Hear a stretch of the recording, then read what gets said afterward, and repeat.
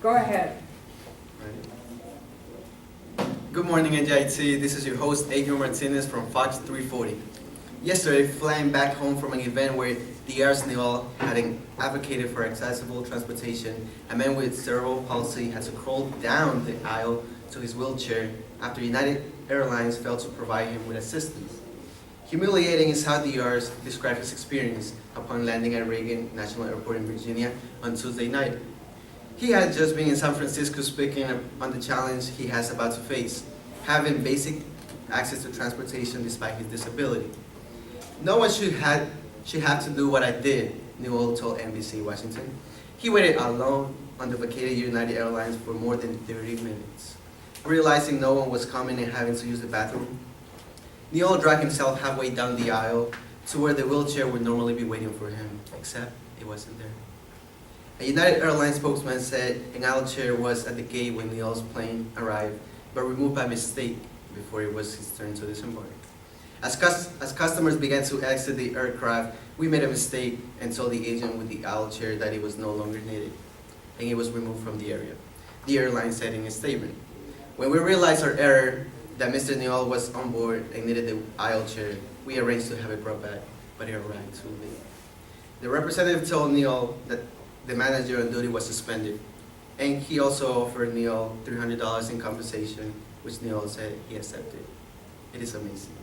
In other breaking news, Hurricane Patricia became the strongest storm ever measured on the planet earlier Friday, with experts warning it could trigger 40-foot waves along southwestern Mexico and life-threatening flash flooding. More than 7 million residents and an estimated tens of thousands of U.S. citizens visiting or living there were told to prepare for the worst-case scenario, as the ferocious storm was expected to race ashore on Mexico's Pacific coast between 6 to 10 p.m. Eastern Time on Friday.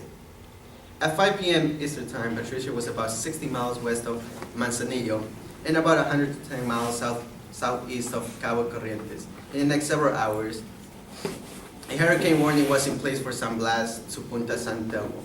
The tourist magnets of Puerto Vallarta and Manzanillo were directly in the Category 5 storm's projected path, and Puerto Vallarta's airport was closed Friday out of precaution as some stranded vacationers described their inability to fly out of a nightmare. By 5 p.m., winds had weakened slightly to 190 miles per hour, the Hurricane Center said. Winds of 200 miles per hour were measured earlier, and the Hurricane Center labeled Patricia as the strongest hurricane on record in the Atlantic and eastern North Pacific Basin. Mexico has not formally requested help from the U.S., but State Department spokesman Karim Noel told reporters Friday that America stands up to offer any assistance that we can in the aftermath of what at least appears to be a pretty epic event in terms of the intensity and size of the storm. And now we will move on to my colleague Kishan with the sports news. Thank you, Adrian. So I will talk about sports news.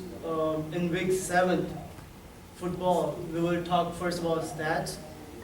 In Thursday night football, Seahawks won against 49ers 20-3. In Sunday night football, Bills lost against Jaguar, and then Redskins lost against Buccaneers by 30 and 31.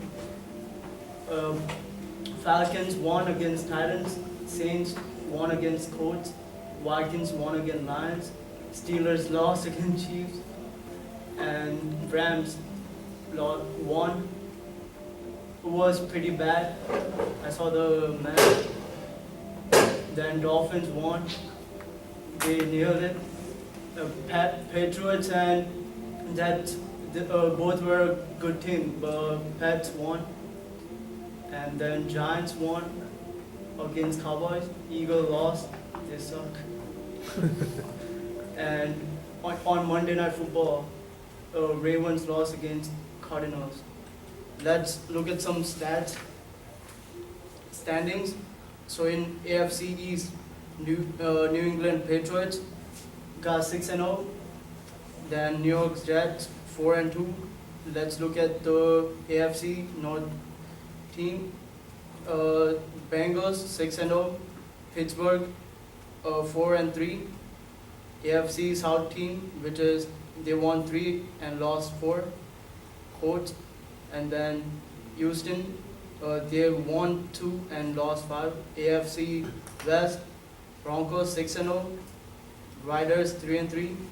Let's look at NFC East 4-3. Let's look at the NFC North team. Green Bay Packers, they won 6-0. They are 6-0. And then let's look at the Cardinals. They are 6-0 too. So let's look at some key plays and the score in fantasy video.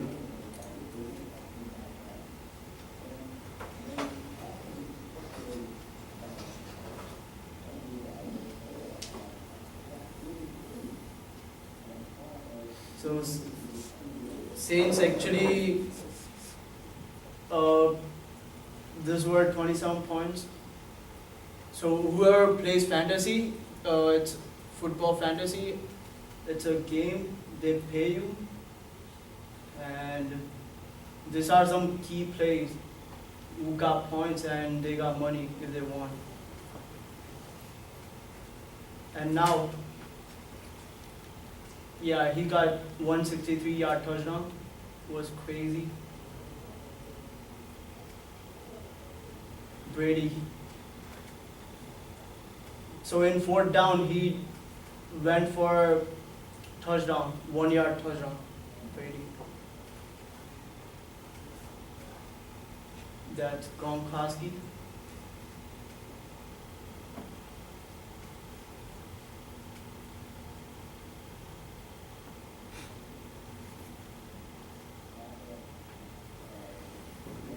Alright, so now I'm going to introduce my colleague, Obey. He is going to take over with Tech News.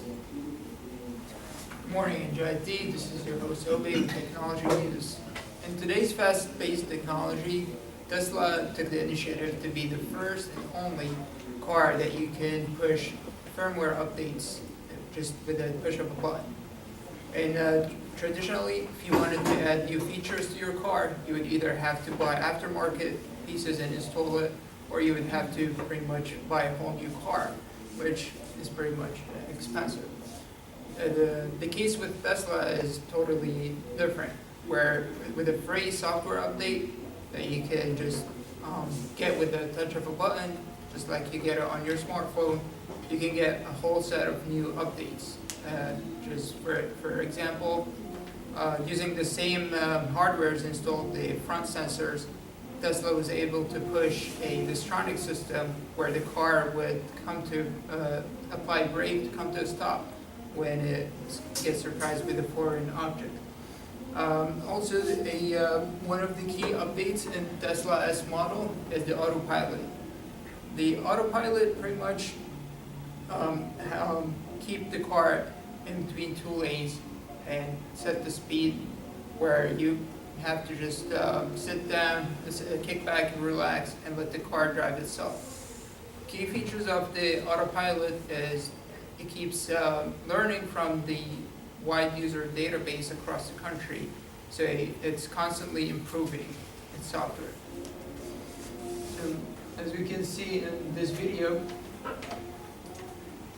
this is a spot from Tesla car where the driver was surprised with another driver just crossing in front of him. The autopilot took control and applied brakes at the right precise second, and it prevented a deadly accident from happening.